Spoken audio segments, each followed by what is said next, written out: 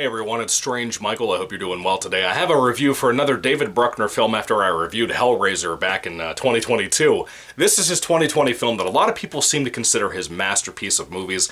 I haven't seen a lot of his standalone films. I've seen mostly things he's done with VHS, as a franchise, for example. I like this guy a lot. He seems like a cool guy. Seems like a very smart director, very smart writer, smart guy in general. Seems like he has a lot of quality to him in his skill in horror and thrillers and that kind of thing. He made a film in 2020 called The Night House. It's about an hour and 47 minutes and stars Rebecca Hall, and it's a really solid flick. I do recommend it, but you have to understand this is a slow burn of a movie. It's not going to be for everybody. I think a lot of people like myself are going to come out of this and kind of feel a little underwhelmed. If you're looking for atmosphere, this has it, but not in the same sense of something like The Exorcist. This is a drama, more a drama than a thriller or any of the supernatural elements that kind of come into play in this story. It's not your typical haunted house movie. I said the same thing about the review I made right before this for a 2017 Spanish film called Terrified. This is kind of a haunted house story in a different way, and I like that about it quite a bit. And Rebecca Hall being as involved as she was, I think she was like a producer, an executive producer, something like that. I think she had some script input. I don't know. I could be wrong about all that, but I believe that's what I read. She is so invested in this film. You can feel it. Her performance is phenomenal in this film. It's very much a movie about grief and about loss and about, it's a little bit of a mystery, a little bit, with some strange things. Basically, a woman played by Rebecca Hall is dealing with some loss after her husband mysteriously got on a small little boat, canoe type of thing, went on the lake behind their house, beautiful house by the way, and he designed this house. He built this house himself, by himself, which is crazy to me. How could you even do that? That's crazy. Especially a house like that, as amazing as it is. I'm assuming if you're an architect or something, you could do that, which I guess he was, but dude, you built your own house. That's freaking great. And it looks like that? Man. Anyway, he goes on this boat, goes out into the lake a little bit behind their house, and he kills himself. And he left a note behind that was a very strange note, saying nothing is chasing you, essentially. It's a longer note, but that's basically the summary of what it said. And she thinks that's a bit strange too. And she starts to suspect that her husband might be haunting the house. She's not really sure why or what could be happening there. Maybe there's something more that happened in real life. And as she starts to dig deeper, talks to her local neighbor who finds out some things from him, who's a great actor, by the way. I really like that guy too. She finds out some things about her husband, finds out that there could be some very odd things within their marriage. Maybe he had cheated, maybe he had done this or done that. Very odd things.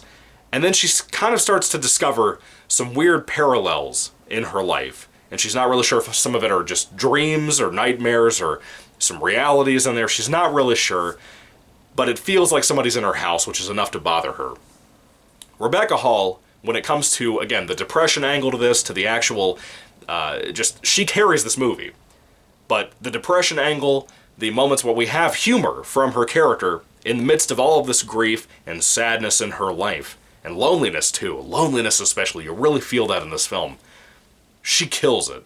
She did a great job. I really, really love Rebecca Hall after seeing this film. I think that she just nailed it. She was phenomenal. I can't see anybody else playing this role the way she did, to the extremes that she had to.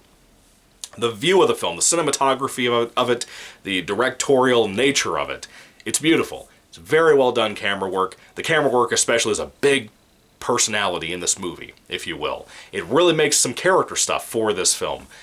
You might have a camera that's going from one room to the next, and the way something lines up in the background might make your jaw drop because of what you think you saw or what you did see sometimes.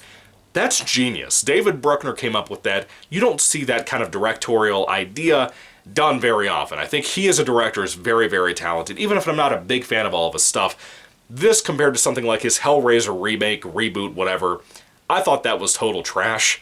This, I think, is actually very well made, and I've heard a lot about it from people like I watch on YouTube, like Sinister Cinema Reviews. If anything, I would recommend to you, if you like more of a drama with a little supernatural twist to it, if you like that kind of thing and you're looking for that kind of thing and haven't seen The Night House yet, this is for you. You should check it out. Great performances from pretty much everybody in the film. Every single person did a good job. The writing is very strong. The emotions are strong. The atmosphere, the directing, everything that could be strong is strong here. But with that being said, I still feel, listen to my southern accent coming out. I still feel like the ending for me didn't pay off. The film is almost 2 hours long, and the kind of ending we got feels a little rushed to me. It feels like nothing really happened to get us there. And that's just my personal opinion. I think most people are going to disagree with that, but that's just me personally. I enjoyed it a lot. Very well made film for what it is, and I do recommend it to pretty much everybody. I think everybody would like this movie to an extent, but the disappointment you feel might vary at the end, like I said.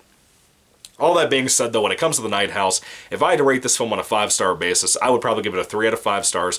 But again, like I said with Terrified 2017, it's a high 3 out of 5. It's a quality, well-made film. If you're looking for that more than anything else, you'll get it here. The Night House very much can offer that to you, but other than that, the scares, everything, I don't personally feel like it lands. That's just me, though. Anyway, have you seen The Night House? What do you think about it? I'd love to hear your thoughts down in the comment section down below, folks. Thank you for watching, guys. God bless you all, and goodbye.